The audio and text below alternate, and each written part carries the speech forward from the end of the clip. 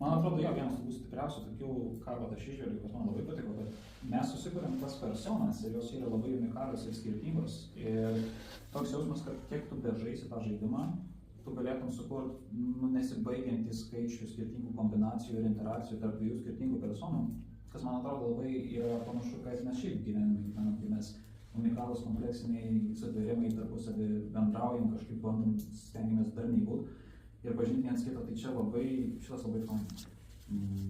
Man tas labai patiko.